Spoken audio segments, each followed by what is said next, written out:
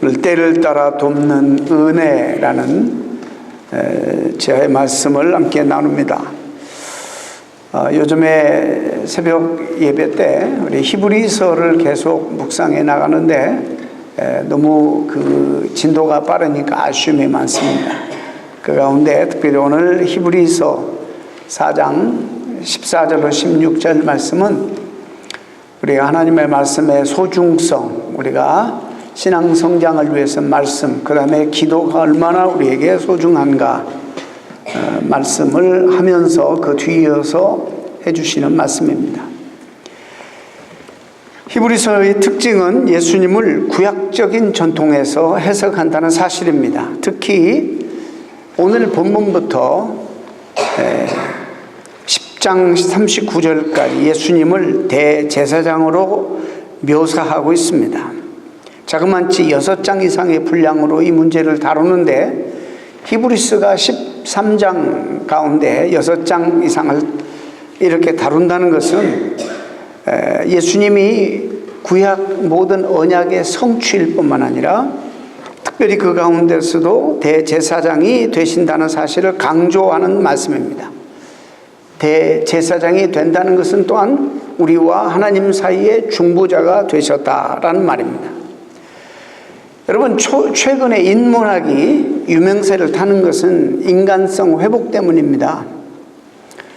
자연과학의 발달로 인간이 문명의 도구로 전락하면서 인간성들이 무너져 버리잖아요. 이런 시대 정신의 리액션으로 다시 소홀히 여겼던 인문학이 다시 새롭게 유명세를 타면서 인간성의 회복을 강조합니다. 참 미국의 어떤 기독교 소종파입니다. 작은 종파이긴 하지만은 아직도 천동설을 믿는 집단이 있습니다. 우리가 볼 때는 너무 터무니없고 어처구니 없지만 종교가 그 사람들의 인식 능력을 파괴해 버립니다. 종교가 이렇게 무섭습니다. 잘 믿어야 됩니다. 사람은 대단히 이성적인 존재이면서도 동시에 대단히 반대되는 개념인 비이성적인 존재 방식으로 살아갈 수도 있는 존재입니다. 그래서 독단에 빠지기도 하고 쉽게 이단이 우리 주변에서 득세하게 되는 것입니다. 이런 것은 우리의 인간성의 파괴 때문에 일어난 일입니다. 또 오늘 이 말씀이 그런 이 시대에 살아가는 우리들에게 너무나 소망적이고 위로가 되는 말씀입니다.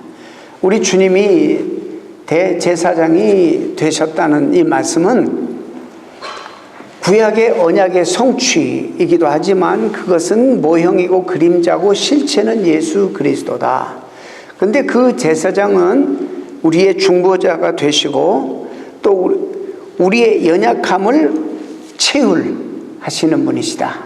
그래서 우리를 동정하시고 우리와 동감하시는 분이라는 말씀을 본문이 전하고 있습니다. 여러분, 이 시대의 가장 큰 능력 중에 하나가 공감 능력이라 생각합니다. 누가 내 마음을 정확하게 이해해 준다. 누가 나를 알아주고 이해해 준다. 이게 어마어마한 위로가 되고 힘이 되는 것입니다. 어느 무명 시인이 고백한 말을 좀 전하겠습니다. 자기가 아직도 알려지지 않고 시상이 떠올라서 너무 자기 감정을 시로 표현했는데 무명 시인입니다. 그런데 언제 자기가 참 감동을 받았냐면 알려지지도 않고 그런 시인인데 누가 어느 사람이 알지도 못하는 사람이 지나가면서 자기 시를 읊조리고 암송하고 있을 때 그 상황 속에 자기 시, 자기가 느꼈던 감정을 같이 공감하면서 그 시를 암송하는 것을 이렇게 들었을 때 말할 수 없는 감동이 자에게 일어났다. 정말 그때가 최고 자기에게는 행복한 순간이었다. 이렇게 고백합니다. 이어령 교수가 소설이 왜 작은 소자를 사용하는지에 대해서 이야기를 한 적이 있습니다. 여러분, 전설과 신화는 영웅적인 이야기들을 씁니다. 영웅에 대해서 다룹니다. 그러나 소설은 작은 자들의 이야기라는 말입니다. 그래서 작은 소자를 썼다는 거예요.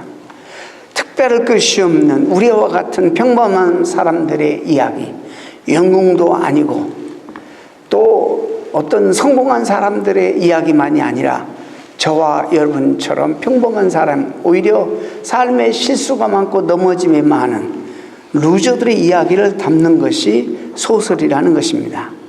그래서 사람들이 쉽게 공감을 하게 된다는 겁니다. 그 소재들이 바로 내 이야기이기 때문입니다. 그래서 사람들은 소설을 통해서 위로받고 힘을 얻는 것입니다. 1차 대전에 참여하여서 5번씩이나 부상을 당한 레마르크가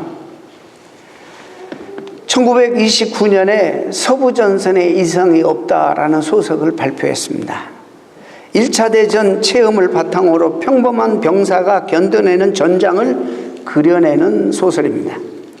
소설의 주인공은 폴 보이머라는 그런 이 사람인데, 허황된 애국심이 가득한 어느 선생님의 연설과 호소를 듣고 권면을 듣고 조국이 우리를 부른다라는 이런 참 감동적인 연설에 자극을 받아서 친구들과 함께 입대하게 됩니다. 조국이 우리를 부른다고 해서 사명감을 가지고 전쟁터에 갔는데, 학도병으로 입대했는데, 입대해서 전장에 와보니까 생각했던 것과는 너무나도 다릅니다. 사명감을 가지고 입대했는데 어느 것과도 자기가 생각과는 너무나도 달랐습니다. 거기에는 조국을 위한 애국심도 없었고 그저 생존과 기본적인 욕구 외에는 안중에 없는 잔인한 인간 그런 살인 기계로 변하는 자신들을 발견합니다. 인간성의 밑바닥까지 말살되어 버린 그런 처참함을 그가 그 전장에서 깨닫게 됩니다. 어느 날 총알이 빗발치는데 피하기 위해서 포탄이 떨어진 웅덩이로 들어가서 자기 자신을 피하는데, 조금 있다가 보니까 적군에서도 한 사람이 그 웅덩이로 뛰어들어오는 겁니다. 그래서 적과 마주쳐서 죽고 죽이는 싸움을 하는데, 거기서 참 구사일생으로 그 사람을 많이 이렇게 때리고 쳐서 그 사람을 죽입니다. 그래서 칼로 찔러서 죽이는데, 이 사람이 죽어가면서 똑똑히 쓰는 그 눈을 똑바로 뜨고 애절한 눈으로 살려달라고 간절히 애절하게 간구하는 눈초리로 자기를 바라보면서 죽어가는 그 모습을 보고 이 사람은 정신적으로 너무 큰 충격을 받습니다. 이 폴 보이머는 나는 사실 존재한다, 내가 지금 살아있는데 이것이 과연 사는 것인 건가? 사람이 사람을 이렇게 똑바로 눈을 바라보고 죽일 수 있는 존재인가? 나는 이제 전장이 다 마치고 평화로운 시대가 와도 내가 정상적으로 도대체 살아갈 자신이 없다. 괴로움에 빠집니다. 그리고 전쟁이 끝나가고 그 다음에 내가 정상적으로 정말 살아갈 수 있을까? 이런 걸로 시달립니다. 그들의 인간성을 유지시켜주는 것은 오히려 그 전장터에서 함께 나누었던 전우회밖에 없었는데 그 역시 매우 허망한 것이었습니다. 왜냐하면 소설에 등장하는 주인공들이 옆에서 하나씩 죽어가기 때문입니다. 전장이 끝나기도 전에 드디어 이 폴 보이머도 결국에 그 전장터에서 죽고 맙니다.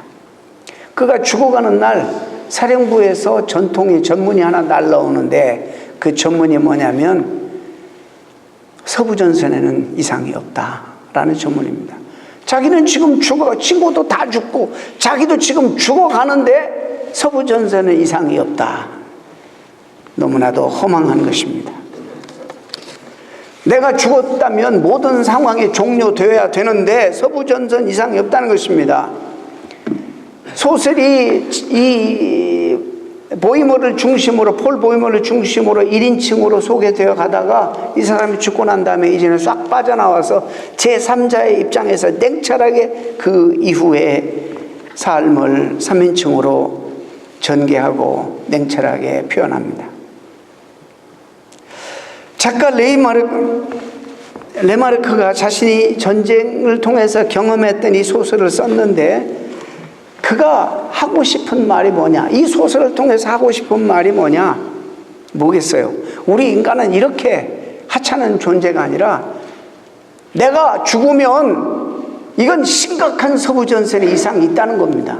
이상이 없는 것이 아니라 서부전선에는 이상이 있다라는 것을 폭로하는 것입니다. 왜 나는 죽고 죽어가고 있는데 이 세상은 이상 없다고 말하는 것이냐? 이겁니다. 언젠가도 여러분들에게 소개했습니다마는 러시아의 작가 고골리 외투라는 그 소설을 소개했죠. 한 정말 오늘날로 말하면 9급 공무원이나 뭐 10급이 있는지 모르지만 그런 공무원이에요. 사무원이에요. 가난해요. 너무나도 가난한 시민의 한 사람이에요. 그런데 그에게 소박한 소망이 하나 생기고 꿈이 생겼어요. 추운 날씨에 러시아에 갑부들이나 귀족이나 입고 다니는 그 외투 하나를 평생 사서 입는 것이 자기의 소박한 꿈이고 소원이었어요. 그래서 배를 충분히 못 먹고 추운데 고생하면서 돈을 모아서 그렇게도 그리고 원했던 외투를 결국에 삽니다. 천신만고 끝에 그가 오랜 기간 동안 꿈꾸었고 모아서 돈을 그 비싼 외투를 샀습니다. 꿈을 이루었죠. 그 외투를 입고 외출 나갔다가 그만 강도에게 그 외투를 강탈당하고 빼앗기게 됩니다. 얼마나 억울한 인생입니까? 이것 때문에 평생 살아왔는데 그 외투를 빼앗겼습니다.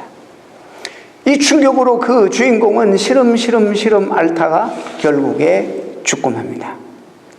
이 고골리는 이렇게 끝내지 않아요. 이렇게 한 평생 한 인생이 이렇게 살다가 죽는 게 무의미하게 죽는 게 인생이 아니라는 거예요. 너무 속이 상해서 그 사람은 죽었지만 그 주인공이 죽고 난 다음에 유령을 또 등장시켜서 이 사람이 죽은 다음에도 분주히 살아가는 사람들, 이기적으로 자기만을 위해 살아가는 사람들은 이 사람이 외투를 입었는지 안 입었는지 관심 없습니다.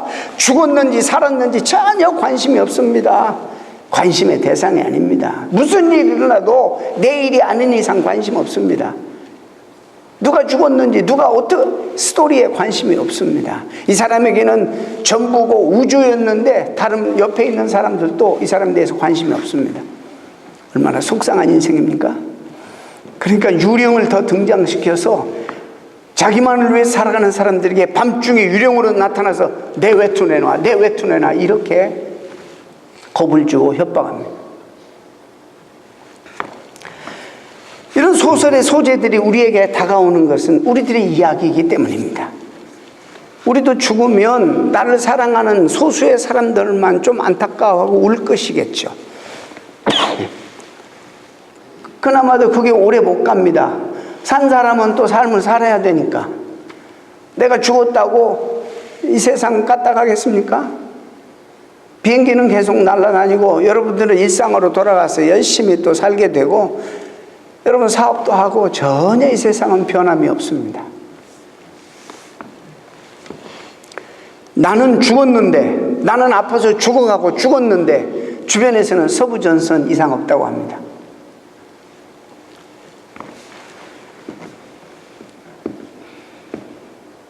우리가 이런 이야기를 할 때 공감을 느끼는 것입니다.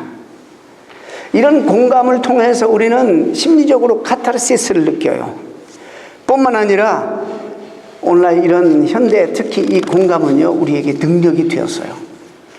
얼마나 우리가 외롭게 고독하게 나만을 위해서 뭔가를 나도 속고 뭔가를 누구에 의해서 속고 이렇게 열심히 살아가는데 나를 이해하는 사람 없는 거예요. 그래서 이 시대는요 우리가 이런 표현을 하죠. 공감 능력이라고 그래요. 그게 능력이래요. 남하고 이렇게 남의 사정을 이해하는 것은 이건 능력이 없으면 안 되는 거라는 거예요. 이 시대는 공감이 곧 기업의 능력이도 되고 개인의 능력이 되는 시대입니다. 페이스북을 만든 주크버크는 원래 유대인 미국인입니다.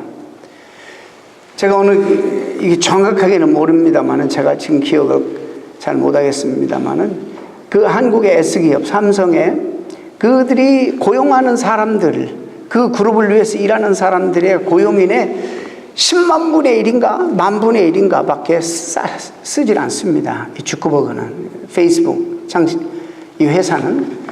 그런데 그렇게 10만 불의 1에 밖에 안 되는 직원으로 10,000분의 1인가 10만 분의 1인가 뭐 그건 중요한 게 아니에요.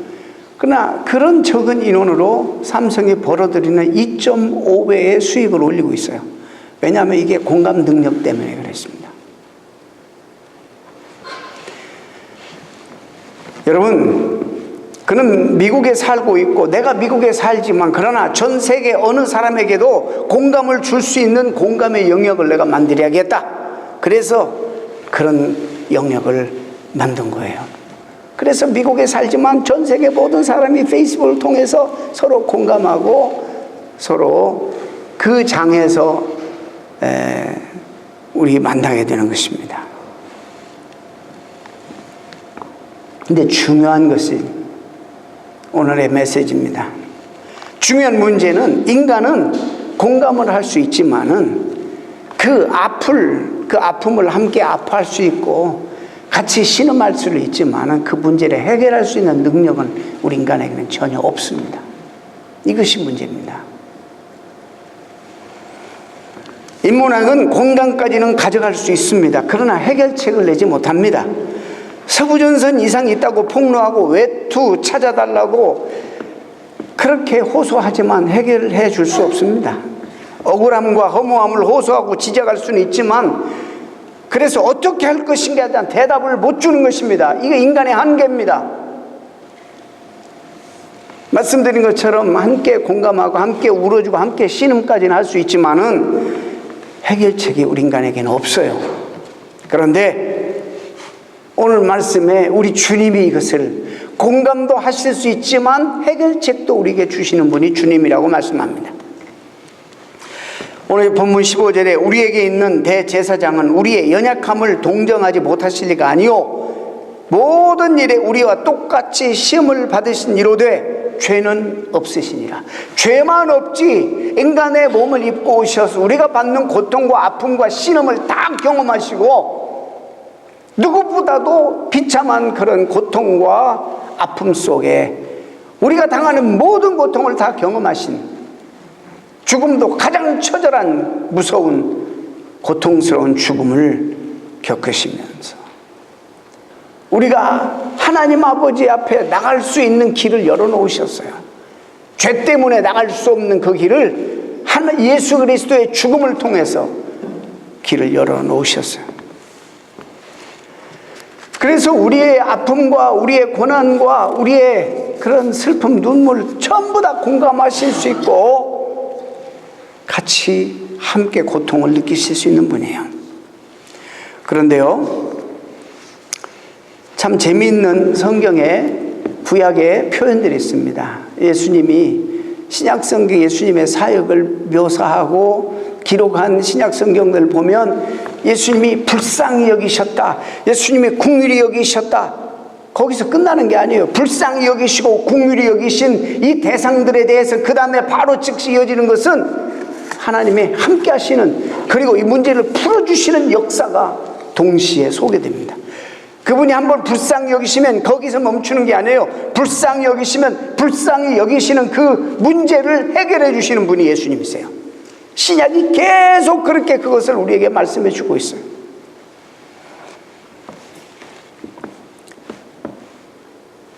여러분, 예수님은 불쌍히 여기시고 긍휼히 여기시만 하고 아무것도 없는 것처럼 아무 일도 없는 것처럼 계시는 분이 아니라 불쌍히 여기시면 긍휼히 여기시면 꼭 그 불쌍히 여기시는 문제를 주님은 꼭 해결해 주셨습니다.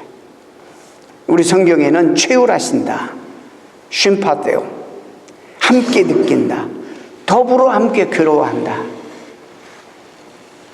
이런 뜻입니다. 그러므로 우리는 긍휼하심을 받고 때를 따라 돕는 은혜를 얻기 위해서 은혜의 보좌 앞에 담대히 나갈 것이라 우리에게 어떤 면에서 권면하면서 명령하고 있어요. 주님 앞에 담대히 나가라고.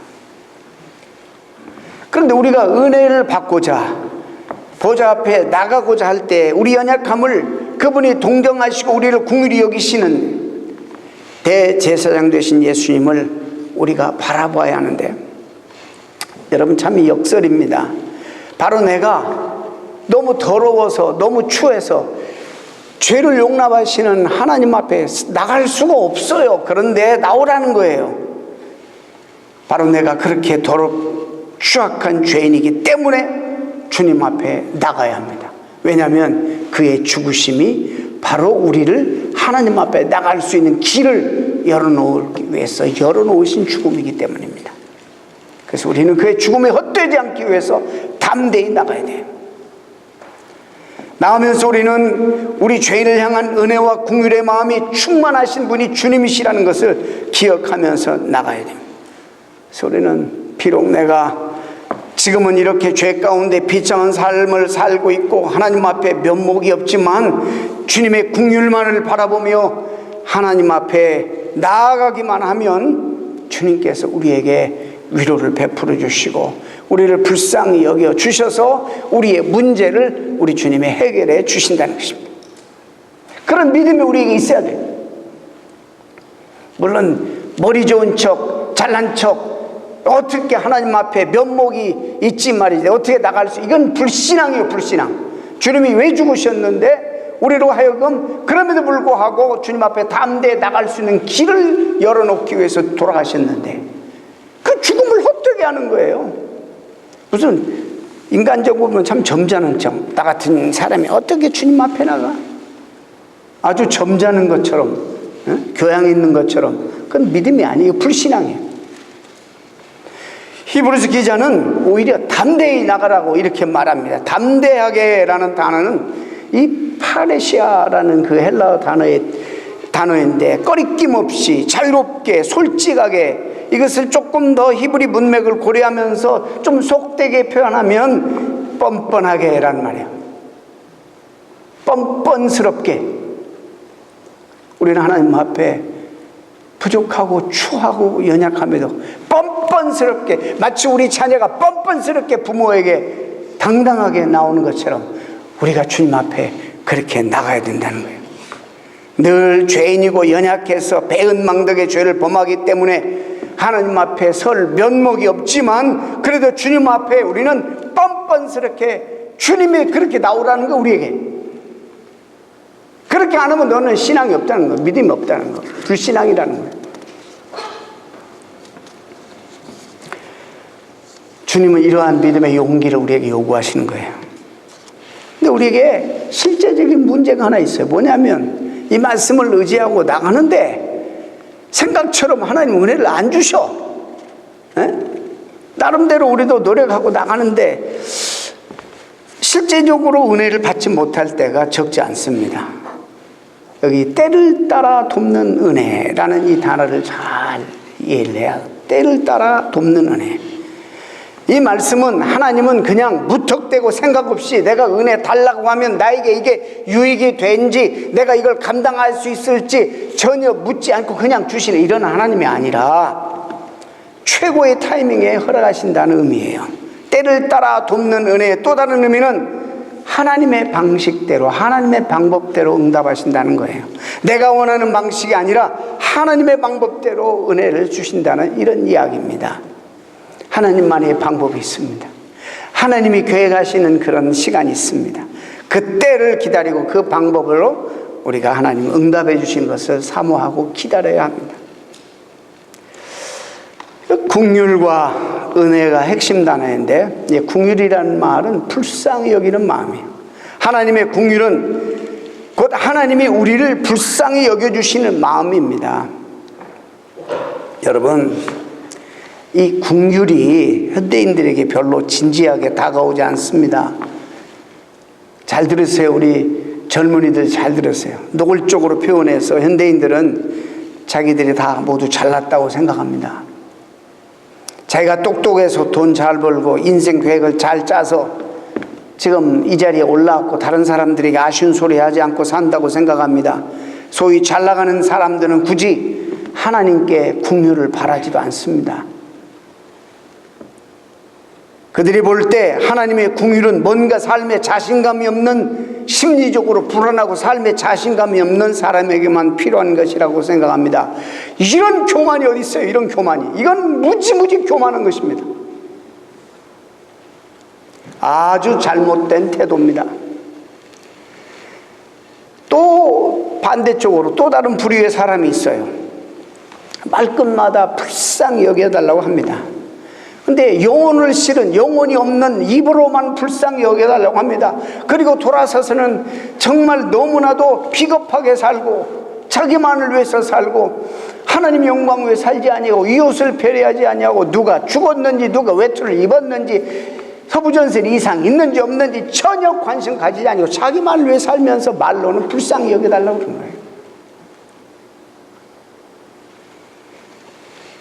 비겁하게 살고 타협하고 말로만 그러지 그리스도인답지 않고 하나님 영광 나타나지 아니하고 자녀답지도 않고 삶이 비겁해요.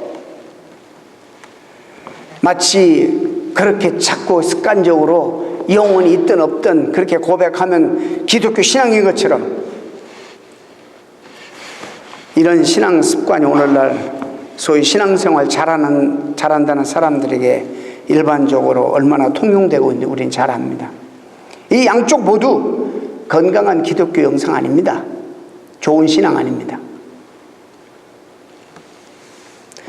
또 한 가지 우리가 조금 생각해야 될 것은 예수님을 굳게 잡는다는 것을 우리가 우리 편에서 어떻게 힘써야 될 우리의 노력의 문제로 자꾸 이것을 그렇게 설교하고 그렇게 이해를 합니다.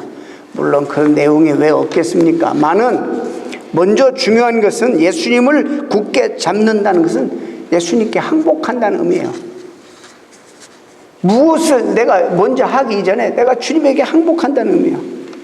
내가 주님으로밖에 살 수 없습니다라고 고백하는 것이요.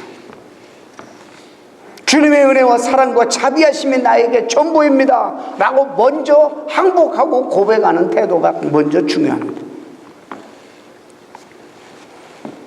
이것을 우리가 뭔가 그러니까 주님을 붙잡기 위해서 힘써야 할 문제로 보편적으로 설교하고 이해하는데 그렇게 이해하면 예수님을 붙잡기 위해서 무엇을 해야 할 것인가 문제로 이제 나아가게 되고 결국에 자기 의만 남게 되는 거예요. 자기 공로와 자기 의가 남는 거예요. 그리고 자기가 노력해서 이렇게 신앙생활 잘하는 줄 알아요. 그렇지 않아요. 주님이 은혜 주셔서 나를 불쌍히 여기셔서 오늘도 이 신앙생활을 유지하고 있는 거예요. 때를 따라 도우신다는 것도 우리에게 도움이 필요할 때를 내가 정하고 내가 판단하는 것이 아니라 하나님이 이미 아시고 하나님이 판단하시고 하나님이 정하신다는 말이에요. 우리가 하나님을 조종하고 우리가 하나님을 마치 내 필요할 때 부리는 그런 영으로 생각해서는 안 된다는 것이죠. 우리는 다만 도우시고 인도하시고 지키시는 하나님을 믿고 신뢰하고 의지하면 되는 것이에요. 그런데 문제가 뭔지 아세요? 우리가 지금 그런 것 같으면서도 다른 것에 관심을 두고 다른 것들을 기대하기 때문에 마땅히 봐야 할 것을 보지 못하는 것이 우리의 불행입니다. 신앙생활하면서.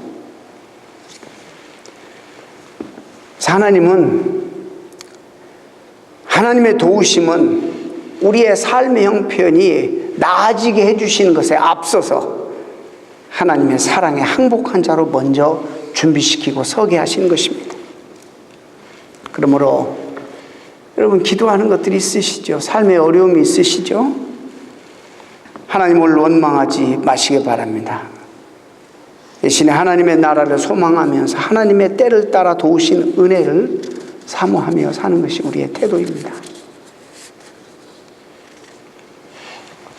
세상이 힘 있는 자들이 활개치고 그들이 중심이 되어서 세상이 돌아가는 것 같지만 그건 우리가 표면적으로 보는 것입니다. 여러분이 심각한 겁니다. 여러분, 중요한 것은 보이지 않는 힘이 있다는 거예요. 보이지 않는 세계가 분명히 있다는 거예요. 그것을 보는 것이 신앙이에요. 하나님이 중심에 되어 계시는 세상을 볼 수 있어야지 그것이 진짜 본 것이고 이것이 신앙 있는 사람의 태도예요. 힘 있는 자들이 움직이는 세상 아니에요. 그건 표면적이에요. 역사의 뒤에서 역사의 판을 짜시는 이 구도를 괴가지고 판을 짜시는 하나님의 어마어마한 힘이 있다는 거예요.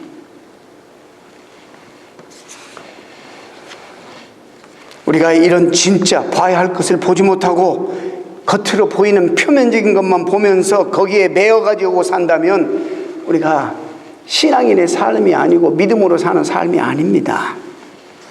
히브리 기자는 지금 믿었다가 삶이 어려우니까, 고난스러우니까, 어려움이 닥치니까, 핍박이 오니까 다시 배교하고 신앙을 떠나고 유대교로 돌아가고 세상으로 돌아가는 그런 배교자들이 많이 나오는 상황 속에 그 대상을 향해서 이 말씀을 주신 것입니다. 너희들이 왜 주님을 붙들어야 하는지. 사랑하는 성도 여러분, 우리 삶의 속도가 누가 표현한 것처럼 마치 호랑이 등에 올라타서 내려오기 힘든 것처럼 너무 빠르다고 생각될 수도 있습니다. 그래서 우리에게 하나님의 긍휼이 필요한지도 모르고 살아가는 사람이 있습니다. 또 은혜의 보좌 앞에 나가고 싶은 마음도 생기지도 않습니다. 그러나 기억하십시오. 여러분들 이렇게 무관심하고 교만하게 살면 언젠가 틀림없이 물리적으로 여러분이 아무것도 할 수 없는 그런 시간이 옵니다. 여러분이 뭐 하나 할 수 있는 것이 아무것도 없는 그런 시간들이 여러분을 찾아옵니다. 겁박하는 게 아닙니다. 그때 잊지 마시기 바랍니다. 오늘의 이 말씀을. 여러분 곁에 참된 대제사장 예수님이 계신다는 사실을. 그러나 그런 일이 있기 전에, 그런 일들이 있기 전에 여러분 오늘 우리 곁에 계시는, 우리를 돕기 위해서, 우리를 동정하시고 불쌍히 여기시고 이 문제를 해결해 주시기 위해서 전능하신 하나님 우리 곁에 와 계신다는 사실을 주목하시기를 바랍니다. 그리고 그분을 신뢰하고 의지하시길 바랍니다. 그분이 바로 하나님의 아들 우리 주 예수 그리스도이십니다. 기도하겠습니다.